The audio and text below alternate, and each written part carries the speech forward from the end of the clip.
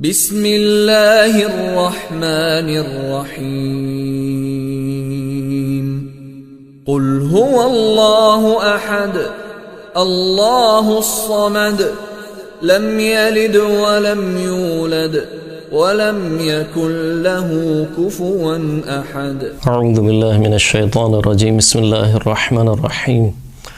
الحمد للہ الاول بلا اول کان قبلہ والآخر بلا آخر یکون بعدہ الذی قصرت عن رؤیتہ ابصار الناظرین وعجزت عن نعتہ اوہام الواصفین، ثم الصلاة والسلام علی اشرف الانبیاء والمرسلین وخاتم النبیین سیدنا ونبینا مولانا بالقاسم محمد، اللہم صل علی محمد وآل محمد وعلی آلہ الطیبین الطاہرین المعصومین واللعنة الدائمة على أعدائهم أجمعين، أما بعد فقد قال الله سبحانه وتعالى في كتابه المجيد والفرقان الحميد وهو أصدق الصادقين وقوله الأحسن، بسم الله الرحمن الرحيم قل هو الله أحد الله الصمد لم يلد ولم يولد ولم يكن له كفوا أحد۔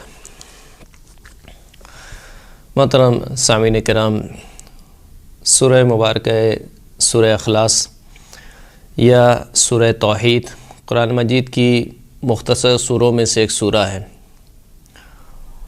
سورہ توحید یا سورہ اخلاص کہ جس میں خداوند کریم نے اپنی مکمل توحید کو بیان کر دیا اور توحید کے ہر پہلو کو خداوند کریم نے اس مختصر سی سورہ میں بیان کر دیا۔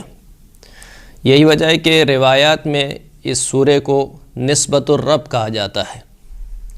اس کے شان نزول میں کچھ روایت ملتی ہیں شیعہ سنی دونوں مصادر میں کہ کچھ یہودی رسول خدا صلی اللہ علیہ وآلہ وسلم کی خدمت میں حاضر ہوئے اور کہا کہ اپنے رب کی نسبت بیان کریں۔ نسبت یعنی اب یہاں پہ یا تو علماء کہتے ہیں کہ نسبت سے مراد یعنی اپنے رب کا حسب و نسب، اپنے جو نسب بیان کریں، یا پھر نسبت سے مراد یہاں پہ اپنے رب کی صفات بیان کریں۔ 3 دن تک وہ یہودی رسول خدا سے اس بات کا تقاضا کرتے رہے، رسول خدا خاموش رہے، یہاں تک کہ تیسرے دن یہ سورہ مبارکہ اخلاص رسول خدا پر نازل ہوئی، جس کو نسبت الرب کہا جاتا ہے۔ ایک اور روایت کے مطابق جب اللہ کے رسول معراج میں 7ویں آسمان پر پہنچے تو اللہ کے رسول پر وحی نازل ہوئی کہ اقرأ نسبت الرب تبارک و تعالی، اے حبیب اپنے رب کی نسبت کو پڑھیے۔ تو رب کی نسبت کیا ہے؟ یہی سورہ مبارکہ سورہ توحید، قل هو اللہ احد اللہ الصمد لم یلد ولم یولد ولم یکن له کفوا احد، اس کو نسبت الرب کا نام دیا گیا۔ روایت میں بہت زیادہ تاکید ہوئی ہے اس سورہ کو پڑھنے کی، یہاں تک کہ کہا گیا کہ فقہی اعتبار سے بھی کہ اگر کوئی شخص اپنی پنجگانہ نماز میں سے کسی بھی ایک نماز میں سورہ قل اللہ احد نہ پڑھے یا 2 رکعتوں میں سے کسی بھی ایک رکعت میں سورہ قل اللہ احد نہ پڑھے تو یہ کام مکروہ ہے۔ یہاں تک کہ روایت ملتی ہے امام جعفر صادق علیہ السلام فرماتے ہیں کہ من مضت لہ جمعۃ، کہ جس کے اوپر ایک ہفتہ گزر جائے، ولم یقرأ قل هو اللہ احد، لیکن اس ہفتے میں وہ قل هو اللہ احد نہ پڑھے، ثم مات ابی لہب، اور پھر اس کے بعد اگر وہ مر جائے تو گویا وہ ابو لہب کی موت مرا ہے۔ اس قدر تاکید ہوئی ہے، یہاں تک کہ سرکار فرماتے ہیں کہ قل هو اللہ احد تعدل ثلث القرآن، سورہ مبارکہ توحید 1/3 قرآن کے برابر ہے۔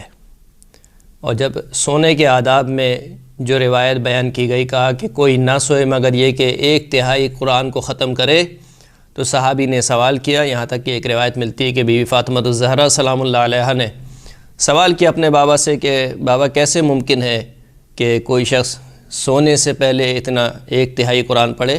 تو فرمایا کہ سونے سے پہلے قل هو اللہ احد پڑھو، گویا تم نے 1/3 قرآن کو ختم کر لیا۔ 1/3 قرآن اس کو کیوں کہا گیا؟ کیونکہ قرآن مجید میں جو عقائد کے حوالے سے گفتگو ہوئی ہے وہ 3 محور پر مشتمل ہے۔ ایک عقیدہ توحید ہے، ایک عقیدہ نبوت ہے، اور ایک عقیدہ قیامت یا معاد ہے۔ کیونکہ یہ سورہ توحید ہے، مکمل توحید اس میں بیان ہو گئی، تو گویا ایسے ہے کہ 1/3 قرآن مکمل ہو گیا۔ اس وجہ سے اس کو کہا گیا کہ سورہ مبارکہ توحید برابر ہے 1/3 قرآن پڑھ لینے کے۔ یہاں تک کہ روایت ملتی ہے کہ جب سعد ابن معاذ کا جنازہ پڑھا رہے تھے اللہ کے رسول، اور 70,000 ملائکہ سعد ابن معاذ کے جنازے میں حاضر ہوئے، جن میں جناب جبرائیل علیہ السلام بھی تھے۔ اللہ کے رسول نے جناب جبرائیل سے سوال کیا کہ بمستحق صلاتکم علیہ، یہ سعد کو کس چیز نے اس بات کا مستحق بنا دیا کہ فرشتوں نے اس کی نماز جنازہ پڑھی؟ تو جناب جبرائیل نے جواب دیا کہ بقراءۃ قل هو اللہ احد اللہ الصمد قائما وقاعدا راکبا وماشیا ذاہبا وجائعا۔ سعد ابن معاذ کی ایک عادت یہ تھی کہ وہ اٹھتے بیٹھتے، سوار ہوتے پیدل چلتے، جاتے ہوئے آتے ہوئے سورہ مبارکہ توحید کی تلاوت کرتے تھے۔ یعنی ہر حال میں سعد ابن معاذ کی ایک عادت تھی کہ وہ قل هو اللہ احد کی تلاوت کیا کرتے تھے، چاہے وہ بیٹھے ہوئے ہوں، چاہے وہ کھڑے ہوں، چاہے وہ چل رہے ہوں، چاہے وہ سوار ہوں، چاہے وہ جا رہے ہوں، چاہے وہ آ رہے ہوں۔ لہٰذا اس چیز نے مستحق بنا دیا سعد ابن معاذ کو کہ 70,000 ملائکہ نے جناب سعد ابن معاذ کے جنازے پر نماز پڑھی۔ جب رسول خدا نے مسلمانوں کو ایک جنگ کے لیے بھیجا جس کو سریہ یا غزوہ کہا جاتا ہے، اور اس جنگ میں جو امیر بنایا وہ مولا کائنات امیر المؤمنین علی ابن ابی طالب علیہ السلام کو بنایا۔ جنگ ختم ہو گئی۔ جنگ کے بعد جب لشکر دوبارہ لوٹا تو اللہ کے رسول نے سوال کیا کہ بتاؤ بھائی کیسا رہا؟ تو کہنے لگے کل خیر، سب کچھ بہت اچھا تھا، غیر انہ صلی بنا کل صلاۃ بقل هو اللہ احد۔ صرف ایک ہمیں خامی یہ نظر آئی کہ مولا کائنات نے جتنی بھی نمازیں پڑھیں ہمارے ساتھ جماعت میں، تمام جماعت میں یعنی تمام نمازوں میں مولا کائنات نے سورہ قل اللہ احد کی تلاوت کی۔ یہ اصحاب کے نزدیک تھوڑی عیب والی بات تھی کہ صحیح ہے ایک نماز میں ہو گیا، 2 نماز میں ہو گیا، لیکن ساری نمازوں میں ایک ہی سورہ پڑھ رہے ہیں۔ تو اللہ کے رسول نے مولا کائنات کو بلایا اور کہا کہ لما فعلت ھذا، اے علی کیوں یہ کام کیا؟ تو مولا کائنات نے فرمایا کہ لحبی لقل هو اللہ احد، کیونکہ میں اس سورہ سے محبت رکھتا ہوں، قل هو اللہ احد سے محبت رکھتا ہوں، لہٰذا میں نے یہ کام کیا۔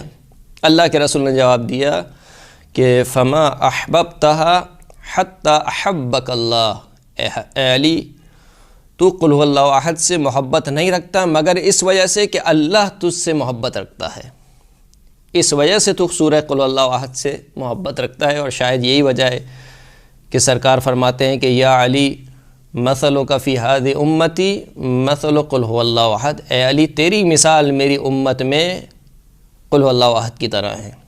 کیا مطلب قل هو اللہ احد کی طرح ہے؟ فمن احبک بقلبہ فکأنما قرأ ثلث القرآن، بس جو تجھ سے اپنے دل میں محبت رکھے گویا اس نے 1/3 قرآن ختم کیا۔ ومن احبک بقلبہ واعانک بلسانہ فکأنما قرأ ثلثی القرآن، بس جو شخص تیرے دل سے تجھ سے محبت رکھے اور اپنی زبان سے تیری نصرت کرے، تیری مدد کرے، گویا اس نے 2/3 قرآن ختم کیا۔ ومن احبک بقلبہ واعانک بلسانہ ونصرک بیدہ فکأنما قرأ القرآن کلہ، جو شخص دل میں تیری محبت رکھے، زبان سے تیری مدد کرے اور اعضاء و جوارح سے تیرا دفاع کرے، تیری نصرت کرے، گویا ایسے ہے کہ اس نے پورا کا پورا قرآن ختم کر لیا۔